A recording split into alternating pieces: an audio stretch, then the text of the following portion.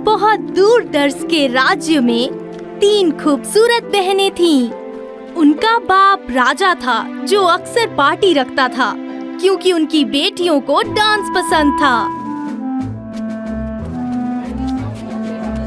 जबकि हर एक शहजादियाँ अच्छा डांस करती थी, लेकिन सबसे छोटी अपनी बड़ी बहनों की तरह डांस नहीं कर पाती थी।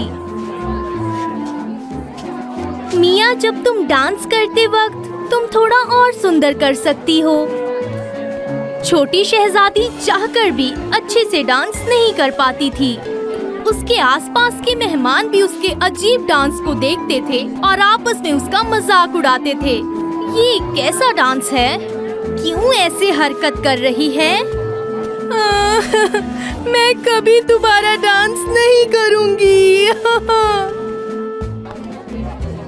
मिया बहुत परेशान थी। उसने फौरन पार्टी हॉल छोड़ दिया और खुद को जंगल के बीचों बीच एक कैबिन में बंद करके आसमान में सितारों को देखने लगी। सोचने लगी कैसे अच्छा डांस करेगी। वो घर के पास से गुजरते हुए एक नौजवान आदमी को देखी। वो आदमी चांद की रोशनी में बहुत अच्छे से खूबसूरत डांस कर रहा था। मिया को वो पसंद आया और वो बाहर गई। तभी मिया जोर से चिल्लाई क्योंकि गिलहरी उसके पैरों के बीच से भागी। हाँ, ये क्या था? आदमी ने डांस करना बंद कर दिया और एक दूसरे को देखने लगे। क्या आप ठीक हो मैम? हाँ, मैं ठीक हूँ। मुझे लगता है मैं गिलहरी से डर गई थी। ये उनका स्वभाव है मैम, प्लीज आप डरो मत। मिया खुद को रोक नहीं सकी और आदमी से पूछी, तुम कैसे इतना अच्छा डांस करते हो? आदमी ने उसे अपना जूता दिखाया जो वो पहना था। मैं एक मोची हूँ। मैं कीमती सामान का इस्तेमाल करके जादुई जूते बनाता हूँ। इस तरह हर रात जंगल में मैं फ्री होकर डांस करता हूँ। ओह, मुझे यकीन नहीं हो रहा। मुझे तुम्हारे जैसा एक मोची चाहिए था। मोची ने अपने बैग से 3 जोड़ी जूती निकाला और उसको मिया के सामने रखा।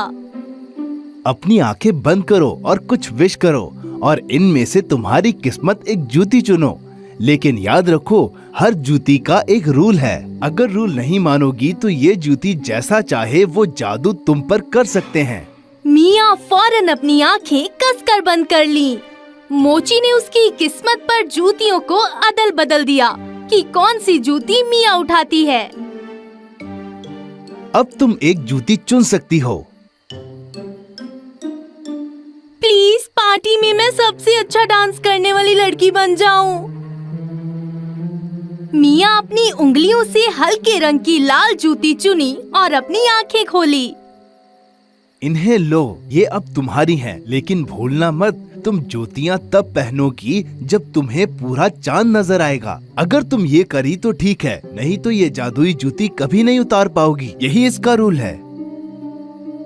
मिया जोश में जादुई जूतियों को ली और महल में गई। शहजादियाँ अपनी छोटी बहन मिया को पुरजोश और खुश देखकर हैरान हुई। मिया, तुम इतनी तेजी से कहाँ जा रही हो? तुम्हारे हाथ में क्या है? कुछ भी नहीं। सब लोग दोबारा डांस पार्टी की शाम को महल के हॉल में जमा हुए। मिया की शहजादी बहनें हमेशा की तरह अपने खूबसूरत कपड़े में अच्छा डांस करना शुरू की। छोटी शहजादी मिया जादुई जूती पहनी जो उसे मोची ने दिया था और महल के हॉल में डांस करने लगी। उसने बहुत अच्छा डांस किया। वो गाने की रिदम पर बहुत आहिस्ते से मूव करी। उसकी शहजादी बहनें और मेहमान मिया को देखकर हैरान हो गए। क्या बात है, शानदार! ये बहुत अच्छा डांस कर रही है। मिया बहुत अच्छे से डांस कर रही थी, लेकिन मोची का रूल दिमाग से निकल गया क्योंकि उस रात आसमान में पूरा चांद नहीं था। जब मिया डांसिंग कर रही थी तो वो धीरे धीरे गायब हो रही थी। सिर्फ उसकी नाचने वाली जादुई जूती बाकी रही। उस वक्त हॉल में सब लोग डर से चीखने लगे और भागने लगे। क्या तुमने वो देखा? हे भगवान! हाँ, नहीं, मिया गायब हो गई। अपनी आंखें खोली जब सब चीखने लगे, लेकिन वो समझ नहीं पाई कि जो हो रहा है। लिविंग रूम में सबसे बड़े शीशे के सामने खड़े हुए उसने सिर्फ जादुई जूती देखी जो उसने पहनी थी, खुद को नहीं। नहीं, मैं अदृश्य हो गई हूँ। मैं जूती का नियम भूल गई। ये मेरे पैर में चिपक गया। मुझे उस मोची को ढूंढना है। कोई मिया की आवाज नहीं सुन पा रहा था। दरअसल सब डर से महल को छोड़ रहे थे क्योंकि लाल जूती हॉल में दाएं बाएं भाग रही थी। मिया फौरन हॉल से बाहर भागी। उसकी शहजादी बहनें उसके पीछे गई। 3 शहजादी बहनें अंधेरी रात भी जंगल में चल रही थी। जब वो कैबिन के पास आई, एक नौजवान मोची को देखी। ये आदमी कितना अच्छा डांस कर रहा है। इसका जूता मिया की जूती की तरह है और उसका बैग जूतों से भरा हुआ है। मिया की बहनों ने मोची से मदद मांगी। जब मोची ने कहा कि जादू के खत्म होने के लिए उसे अगले पूरे चांद का इंतजार करना होगा, मिया बहुत परेशान हुई और बिना रुके अपने पैरों को पीटने लगी। एक और उपाय है, लेकिन अगर हमने ये किया तो तुम्हारी जूती का जादू खत्म हो जाएगा और ये एक आम सी जूती रह जाएगी। अगर तुम राजी हो तो अपने पैरों को एक साथ पटको। मिया को लगा जूती के जादू को छोड़ देना ना देने से बेहतर है और उसने अपने पैरों एक साथ 3 बार पीटी। मोची आगे और मिया पीछे। वो कुएं के किनारे गए जो थोड़ा ही दूर था। मोची कुएं के अंदर कूद गया। ये देखकर शहजादी की बहनों को बहुत हैरानी हुई। कुछ देर बाद मोची एक भारी बाल्टी को अपने हाथ में लेकर कुएं से बाहर आया। मैं इस पूरे चांद की धूल को पैरों पर डालूंगा और जादू खत्म हो जाएगा। जादू वाकई टूट गया था जब मोची ने पूरे चांद की धूल को जादुई जूती पर डाला और मिया दोबारा दिखने लगी। उसकी बहनें उसे फौरन गले लगाई। मिया, तुम्हें अच्छा डांस करने के लिए जादू मंत्र की जरूरत नहीं है, क्योंकि सबको उसी तरह डांस करना चाहिए जैसे उसे अच्छा लगे। हाँ, तुम सही कह रही हो। शुक्रिया मोची, बहुत बहुत शुक्रिया। उस दिन से छोटी शहजादी मिया अपने तरीके से डांस करने लगी, जैसे वो हमेशा चाहती थी। एक दफा की बात है, बहुत दूर एक जगह एक बहुत प्यारी बच्ची थी जिसका नाम कैरन था। वो अपनी माँ के साथ एक छोटे घर में रहती थी और बहुत खुशमिजाज लड़की थी। वो अपनी माँ से सब कुछ पूछती थी जिसके बारे में वो उत्सुक होती। माँ, आसमान में ये छोटी रोशनी क्या है? ये तारे हैं कैरन। जो लोग भी जमीन पर रहते हैं आखिर में तारों में बदल जाते हैं और हमेशा आसमान में चमकते हैं। कैरन के पास सिर्फ एक खिलौना, एक कपड़ा और एक लकड़ी के स्लीपर का जोड़ा था जो वो सड़क पर पहनती थी। लकड़ी का स्लीपर उसकी माँ ने उसके लिए बनाए थे जो आरामदेह नहीं था, लेकिन वही एक जोड़े उसके पास थे। एक दिन कैरन की माँ बहुत बीमार हो गई, इसलिए कैरन कस्बे में अपनी माँ का इलाज लेने गई और रास्ते में सड़क किनारे एक डब्बे में उसे एक लाल जूती की जोड़ी मिली। जूतियाँ बहुत अच्छी चमक रही थी। कैरन उसे अपने घर लाने के अलावा और कुछ नहीं कर सकी। माँ देखो, मुझे ये रास्ते के किनारे पर मिला। क्या ये खूबसूरत नहीं है? बिल्कुल मेरे साइज के हैं। कैरन, ये किसी और का हो सकता है। तुम्हें ये फौरन वापस ले जाना चाहिए। लेकिन अगर ये किसी की होती तो वो इसे डब्बे के साथ वहाँ नहीं छोड़ता। शायद इसके मालिक से गलती से गिर गया हो। फिर तो उन्हें गिराना नहीं चाहिए था। मुझे मिले हैं। जब ये मुझे मिले हैं तो ये मेरे हैं। बेटी, मेरी बात अच्छे से सुनो। शायद इस वक्त मैं तुम्हारे लिए नई जूती ना खरीद पाऊँ, लेकिन मैं नहीं चाहती कि तुम इसकी वजह से किसी और की जूतियाँ पहनो। प्लीज जिद्दी मत बनो। वादा करो तुम ये लाल जूतियाँ नहीं पहनोगी। कैरन अफसोस के साथ लाल जूतियाँ ना पहनने का वादा की और उसे अपने बेड के नीचे छुपा दी। महीनों गुजर जाने के बाद एक दिन कैरन घर आई और अपनी माँ को घर में नहीं पाई। हर जगह तलाश की। उसे एहसास हुआ कि उसकी माँ चमकदार तारा बन गई है। अगले दिन अपनी माँ को दफन करने जाते वक्त कैरन वो लाल जूतियाँ पहनी। जो फ्यूनरल पर आए थे वो कैरन की जूतियों से अपनी नजर नहीं हटा सके। कैसे ये लाल जूतियाँ पहन सकती है? बहुत ही बेअदबी है। लेकिन कैरन को कोई फर्क नहीं पड़ा क्योंकि उसे अपनी जूतियाँ पसंद थी। एक अच्छे दिल की औरत कब्रिस्तान से गुजर रही थी। उसे पता चला कि ये छोटी बच्ची अब एक अनाथ है, तो वो उसे गोद लेना चाहती थी। प्यारी बच्ची, मेरे साथ चलो। जब तुम बड़ी होगी तो मैं तुम्हें कामयाब और खूबसूरत बनाने की पूरी कोशिश करूंगी।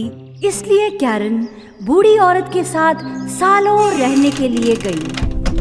कैरन, तुम ये जूतियाँ जब से तुम्हारी माँ दफन हुई तब से पहन रही हो। अब तुम्हें इसे उतारना चाहिए, ये बहुत गंदे हैं। नहीं, मुझे अपनी लाल जूतियाँ बहुत पसंद हैं। अरे कैरन, जिद्दी मत बनो। चलो अपनी जूतियाँ बदलो या अच्छी जूतियाँ खरीदो, मैं वादा करती हूँ। कैरन बूढ़ी औरत को गुस्सा नहीं दिलाना चाहती थी, जो उसे अपनाकर रहम की थी। आखिरकार वो लाल जूतियाँ उतार दी और उन्हें फेंक दी। वक्त गुजरता गया। फिर एक दिन कैरन अपने नए कमरे में नए कपड़े और खिलौने खेल रही थी और बूढ़ी औरत उसके लिए एक नई जूतियों का जोड़ा लाई थी। लेकिन कैरन को वो जूतियाँ पसंद नहीं थी। लेकिन ये नीले हैं और गंदे हैं, मुझे ये पसंद नहीं है।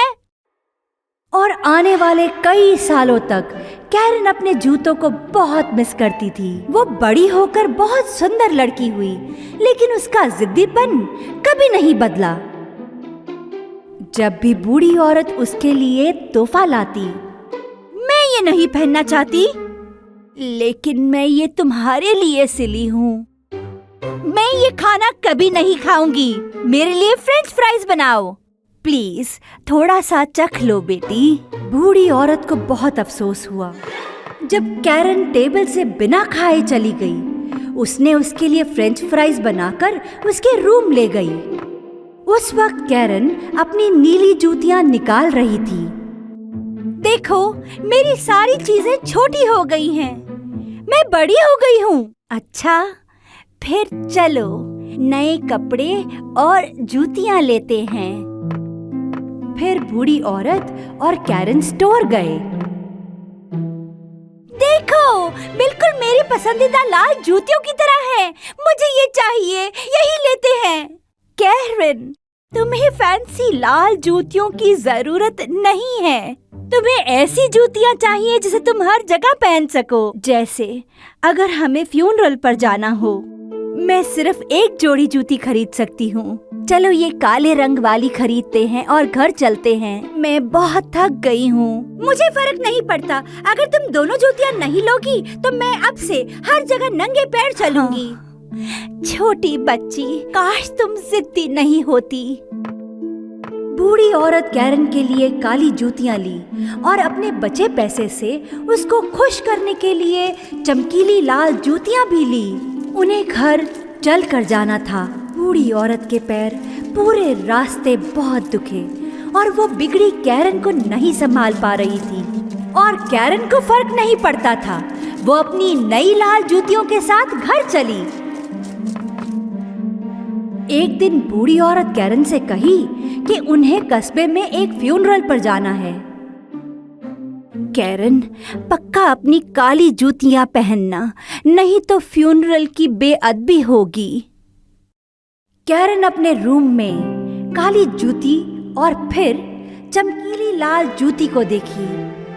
वो लाल जूती पहनने का फैसला की। जब वो घर से निकले, उसने उन्हें अपनी स्कर्ट से छुपा ली ताकि बूढ़ी औरत को जूती ना दिखे। जबकि फ्यूनरल पर सबने कैरन की जूतियां देखी। स्कर्ट के नीचे चमक रही थी। वो आपस में फ्यूनरल पर कैरन की लाल जूती के बारे में बात की। कितनी बेअदबी की अलामत है, बात कर रहे थे। जो बातें हो रही थी, जब बूढ़ी औरत तक पहुंची, वो बहुत गुस्सा हुई। मैं जो तुमसे कही वो तुम नहीं सुनी और तुम फिर से लाल जूती पहनी। तुम बहुत जिद्दी हो कैरन, कुछ तो इज्जत करो। एक खूबसूरत बादशाह उस वक्त वहां से गुजरा और कैरन की खूबसूरती का दीवाना हो गया। वो उसके पास आया और अपने घुटनों पर बैठकर उसकी तारीफ किया। तुम कितनी खूबसूरत हो और इन खूबसूरत जूतियों में नाजुक लग रही हो। मेरे बादशाह, आप मुझे शर्मिंदा कर रहे हैं। तुम जरूर बहुत अच्छी डांसर हो। मैं तुम्हें आज रात महल की डांस पार्टी में दावत देता हूँ, प्लीज आना। बादशाह के बुलावे की खुशी में कैरन खुशी से नाचने लगी। लेकिन थोड़ी देर बाद कैरन डांस नहीं रोक पा रही थी। मैं क्यों अपने पैरों को नहीं रोक पा रही? क्या हो रहा है? कैरन बूढ़ी औरत और बादशाह से डांस करते हुए दूर हो रही थी। कैरन, वापस आओ! बादशाह कुछ देर उसका पीछा किया, लेकिन उसे खो दिया। कैरन की जूतियां कैरन से ज्यादा जिद्दी बन गई थी। वो उसे पहाड़ की चोटी तक ले गई और उसे लगातार 3 दिन रात नचाते रहे। कैरन के पैर बहुत दुख रहे थे और वो हर स्टेप पर चीखती थी। भले ही वो कीचड़ और कांटे में गए, लेकिन वो डांस करना बंद नहीं किए। बहुत हुआ, मैं बहुत थक चुकी हूँ। अब से मैं जिद नहीं करूँगी, वादा करती हूँ। प्लीज जूतिया, रुक जाओ, प्लीज रुको, रुको। और कैरन कही कि वो अपनी सारी जिदें छोड़ देगी। लाल जूतियाँ उसके पैरों से निकल गई और कैरन जमीन पर गिर गई और लाल जूतियाँ उसके बगैर डांस करती रही। कैरन एक छड़ी पाई और उसे पकड़कर दर्द में घर पहुंची। उसके पैर बहुत दुख रहे थे। वो खुशी से रोने लगी जब वो अपना घर देखी। बूढ़ी औरत उसे दरवाजे पर मिली। दोनों एक दूसरे को गले लगाए। मैं जानती हूँ मैं जिद्दी लड़की थी, लेकिन मैं वादा करती हूँ अब वैसे नहीं रहूंगी। कैरन की जिद छोड़ने के बाद चीजें बेहतर होना शुरू हुई। एक दिन कोई दरवाजा खटखटाया। वो नौजवान और खूबसूरत बादशाह था। अच्छा, तुम यहाँ हो कैरन? मैं डांस कर रहा था, लेकिन तुम बहुत तेज थी। कैसे तुम ये की? कैरन खूबसूरत और नौजवान बादशाह को देखकर बहुत खुश हुई। ये वही दिन था जब बादशाह और कैरन का प्यार शुरू हुआ। जिद को पीछे छोड़कर कैरन खुशी और सुकून की जिंदगी जी। एक समय की बात है। सिंड्रेला नामी एक लड़की बहुत दूर जगह पर रहती थी। सिंड्रेला की मेहरबान माँ के मरने के बाद उसके अब्बा लेडी पफी से शादी किए। लेडी पफी की उसकी तरह 2 घमंडी, हंसदी और झगड़ालू बेटियां थीं। वो बाल की कंघी जैसी चीजों के लिए भी घंटों झगड़े करती थी। मुझे दो, मैं कह रही हूँ मुझे दो। छोड़ो, ये मेरी है। ये मेरी है। नहीं, नहीं। एक दिन सिंड्रेला के अब्बा को लंबे सफर पर जाना था। लेडी पफी को सारे घर के मेहनती काम बेचारी सिंड्रेला से करवाने का मौका मिल गया। जैसे पूरा घर साफ करना, चूल्हे तक लकड़ी ढूंढना और खाना पकाना। इसी में उसका सारा टाइम चला जाता था। उसकी मेहनत के बावजूद लेडी पफी और उसकी बेटियां जालिम और घमंडी थी। मॉम, सिंड्रेला सिंड्रेला गंदी है, इसे हमारे साथ एक ही रूम में खाने मत दो। इसे हमारे कमरे में सोने मत दो, हमें डरावने सपने आते हैं। मेरी खूबसूरत बेटियों का कहा तुमने नहीं सुना क्या? जाओ जाकर छत पर सोने की जगह ढूंढो। बेचारी सिंड्रेला छत के एक धूल से भरे पुराने कमरे में रहने लगी। छोटी खिड़की से उसने नीचे गार्डन को देखा और वक्त वक्त पर बर्फ की तरह सफेद एक कबूतर से बात करती थी। हेलो प्यारी कबूतर। जैसे जैसे वक्त गुजरता गया, छत का रूम साफ करते वक्त सिंड्रेला को 2 छोटे चूहे मिले। तुम कौन हो छोटे बच्चे? हाय, मैं चेडर हूँ। मैं मोज़रेला हूँ। और मैं सिंड्रेला हूँ। तुम्हें चीज खाना पसंद है ना? तुम्हारे लिए लजीज खाना बनाऊंगी। हाँ हाँ हाँ, हमें भूख लगी है। हम कई घंटों से किचन में नहीं जा सके। वहाँ नीचे एक कमीनी घने बालों वाली चुड़ैल है। वो कमीनी पप्पू बिल्ली है। कल सुबह पहली चीज मैं तुम्हारे लिए एक अच्छा नाश्ता बनाऊंगी। अगली सुबह सिंड्रेला बिना कोई आवाज किए किचन में गई।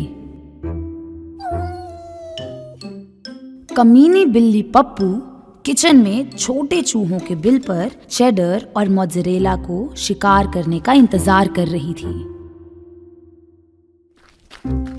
सिंड्रेला धीरे कुछ चीज के टुकड़े ली और छत की तरफ चली।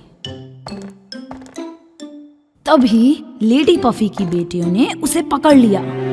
तुम्हारे हाथ में क्या है? और तुम इसे लेकर कहाँ जा रही हो? ये नाश्ते के लिए कुछ चीज है। मॉम, सिंड्रेला हमारा खाना चुरा रही है। मैं चुरा रही हूँ? मैं कभी कुछ नहीं चुराई हूँ। चोरी, ऊपर से झूठ। कितनी बड़ी शैतान लड़की तुम हो। छोटा चूहा नीचे आया और किचन के आसपास शैतान बहनों को डराने के लिए भागना शुरू कर दिया। ओह नहीं, चूहा, घर में चूहे हैं। मॉम, मुझे डर लग रहा है। एक नहीं, ये 2 चूहे हैं। लेडी पफी चूहे को पकड़ने ही वाली थी कि दरवाजे की घंटी बजी। शाही राजदूत आए। जहां पनाह शहजादे ने महल में बहुत बड़ी पार्टी रखी है। कल रात मुल्क की तमाम नौजवान लड़कियों को इस पार्टी में आने की दावत दी जाती है। जैसे ही उन्होंने बहुत बड़ी पार्टी के बारे में सुना, जेजाबेल और कैसांड्रा बहुत जोश के साथ अपने रूम में भागे और इस अहम शाम के कपड़े निकालना शुरू कर दिए। लेडी पफी भी अपनी बेटियों का खूबसूरत दिखना चाहती थी, इसलिए शैतान बहनों ने सिंड्रेला को पार्टी का खूबसूरत ड्रेस बनाने पर लगा दिए। अगली सुबह को सिंड्रेला बहुत थकी हुई थी। उसके छोटे दोस्त उसे जगाने की कोशिश कर रहे थे। सिंड्रेला, उठो उठो, तुम्हें पार्टी में जाना है। लेकिन मेरे पास तो कपड़े भी नहीं हैं। एक कपड़ा मेरे पास था, वो भी गंदा है। अपनी आंखें बंद करो सिंड्रेला, हमारे पास तुम्हारे लिए सरप्राइज है। उसके छोटे दोस्त सिंड्रेला को कमरे के बीचों बीच ले गए। सफेद कबूतर ने अपनी चोंच से दीवार के ऊपर से पर्दा हटाया। मुझे यकीन ही नहीं हो रहा, ये बहुत ही अच्छा लग रहा है। सिंड्रेला अपनी नई ड्रेस पहनी और बालों को बनाई। उसके बाद नीचे उतरी, लेकिन शैतान सौतेली बहनें सिंड्रेला को देखकर हसद से पागल हो गईं। लेडी पफी नहीं चाहती थी कि सिंड्रेला पार्टी में जाए। जब उसने देखा वो उसकी बेटियों से ज्यादा प्यारी है, तो उसने रूम की अंगीठी में एक कटोरा बीन डाल दी। सिंड्रेला के निकालने के लिए डाल दी। अगर तुम राखों से बीन निकाल दी और उसे दोबारा कटोरे में 5 मिनट में रख दी, तो तुम हमारे साथ पार्टी में आ सकती हो। सिंड्रेला पार्टी जाना बहुत चाहती थी, इसलिए वो बीन उठाना शुरू कर दी। उसके छोटे दोस्त ने उसे देखा और उसकी मदद के लिए आए। 5 मिनट उन्होंने सारी बीन निकालकर दोबारा से कटोरे में रख दिए। सिंड्रेला लेडी पफी को दौड़ी, जो पहले ही निकल चुकी थी, और उसे भरा कटोरा दिखाई। लेडी पफी अब भी नहीं चाहती थी कि सिंड्रेला पार्टी में जाए, इसलिए उसने सिंड्रेला के गंदे कपड़ों का बहाना लगाया और सिंड्रेला को घर में छोड़ दी। खुद शहजादे के महल चली गई। बेचारी सिंड्रेला बहुत दुखी थी। वो बगीचे में हेजलनट के पेड़ के नीचे, जो उसकी माँ बहुत पहले लगाई थी, वहां बैठकर खूब खूब रोई। तभी हेजलनट का पेड़ हिलने और चमकने लगा और एक खूबसूरत परी सिंड्रेला के सामने निकली। मेरा नाम लियाबेल है और मैं यहाँ तुम्हारी मदद के लिए आई हूँ। उदास मत हो, तुम भी उस पार्टी में जरूर जाओगी। लेकिन मैं ऐसी हालत में कैसे पार्टी में जा सकती हूँ? ये मुझ पर छोड़ दो। मुझे सिर्फ एक कद्दू चाहिए और दूसरी चीजें जो मुझे चाहिए वो यही है। सिंड्रेला अपने हाथों में एक कद्दू लेकर आई। लियाबेल परी अपनी जादुई छड़ी को उस पर घुमाना शुरू की और कद्दू को एक खूबसूरत बग्घे में, चूहों को घोड़े में और कबूतर को अच्छा ड्रेस पहने हुए बग्घे के ड्राइवर में बदल दी। सिंड्रेला अपने देखे हुए पर भरोसा नहीं कर पा रही थी। तुम ये कैसे की लियाबेल? परी अपनी जादुई छड़ी फिर घुमाई और सिंड्रेला को खूबसूरत नीला ड्रेस, पैरों में चमकते हुए शीशे की जूती पहना दी। मैं अब शहजादी की तरह लग रही हूँ। शुक्रिया लियाबेल। अब तुम्हारा पार्टी में जाने का टाइम हो गया है, जल्दी करो। परी ने सिंड्रेला को पार्टी में जाने से पहले आगाह किया। भूलना मत, तुम्हें आधी रात से पहले लौटना होगा, नहीं तो जादू खत्म हो जाएगा और सब कुछ पहले जैसा हो जाएगा। सिंड्रेला एहतियात से परी की बातें सुनी और आखिर में महल की तरफ रवाना हुई। कद्दू की बग्घे बड़े महल के सामने रुकी। सिंड्रेला अपनी जबरदस्त खूबसूरती के साथ महल के अंदर गई। पार्टी के मेहमान सिंड्रेला को देखकर हैरत करने लगे। कौन है ये खूबसूरत लड़की? ना ही लेडी पफी और ना ही उसकी बेटियों को एहसास हुआ कि ये खूबसूरत लड़की सिंड्रेला थी। शहजादा लियो सिंड्रेला की तरफ चले और पहली ही नजर में अपना दिल दे बैठे। खूबसूरत नौजवान लड़की, क्या मैं तुम्हारे साथ डांस कर सकता हूँ?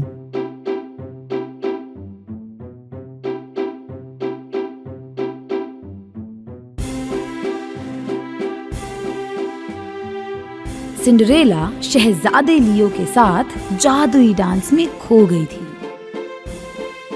इसलिए वो टाइम भूल गई। जैसे ही घड़ी में 12 बजने वाले थे, उसे परी की बात याद आ गई। तुम्हें आधी रात में वापस आना होगा, नहीं तो। सिंड्रेला शहजादे को छोड़कर जल्दी से महल के बाहर भागी। कहाँ जा रही हो? मुझे तुम्हारा नाम भी नहीं पता। सिंड्रेला महल की सीढ़ियों से नीचे उतर रही थी और अचानक से उसके पैर से एक शीशे का स्लिपर छूट गया। बदकिस्मती से उसके पास इतना वक्त नहीं था कि वापस जाकर ले ले, इसलिए वो बग्घे की तरफ जितनी तेज दौड़ सकती थी दौड़ी और महल से निकल गई। इस खोए हुए स्लीपर की खूबसूरत मालिक को ढूंढो। अगर जरूरत पड़ी तो मुल्क की सारी लड़कियां इसे पहनकर चेक करेंगी। जैसे ही घड़ी में 12 बजे, सब कुछ पहले जैसा हो गया। सिंड्रेला छत पर अपने रूम में गई। शहजादे लियो के साथ गुजारी जादुई रात के बारे में सोची और उसे एहसास हुआ कि उसे मोहब्बत हो गई है। लेकिन ये नामुमकिन जैसा लग रहा था कि शहजादा उसे उसके पुराने गंदे कपड़ों में पहचानेगा। वक्त गुजरता गया। शहजादे ने महल से लगे हुए एक बहुत बड़ी हवेली कीमती शीशे के स्लीपर के लिए बनवाया। पास के मुल्क में जितनी भी नौजवान लड़कियां रहती थी, यहाँ स्लीपर को पहनकर चेक करने आती।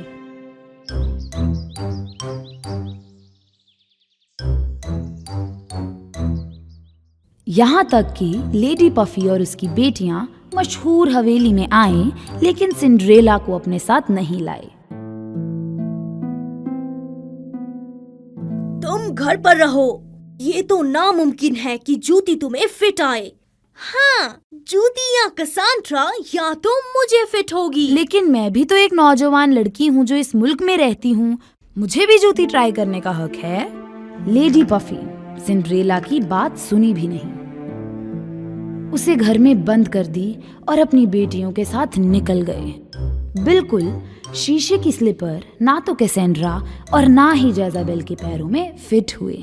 अगर मैं थोड़ा और ट्राई करती तो मुझे लगता है मुझे फिट हो जाती। रात के वक्त जब हवेली की रोशनियां चमक रही थी, सिंड्रेला मोज़रेला और चेडर की मदद से घर से निकल गई। वो बड़ी हवेली पर पहुंची और चमकती हुए शीशे की जूती के पास बढ़ी। जैसे ही वो जूती को पहनने वाली थी, शहजादा लियो कमरे में दाखिल हुआ। रुको, हिलना मत। तुम जूती को नुकसान पहुंचा दोगी। नहीं नहीं नहीं, ये मेरी जूती है। ये मेरे पैरों में अच्छे से बैठती है। ये सच कह रही है।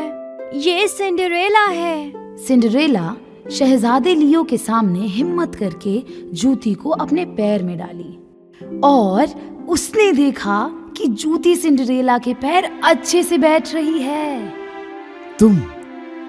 तुम वो खूबसूरत लड़की हो जिसके साथ मैंने उस रात डांस किया था। क्या मैं तुम्हारा नाम जान सकता हूँ? मेरा नाम सिंड्रेला है जनाब। क्या तुम मुझसे शादी करोगी? सिंड्रेला शहजादे को खुशी से हाँ कही, जिसे वो प्यार कर बैठी थी। उनकी शादी बड़े महल में हुई और दोनों हंसी खुशी रहने लगे।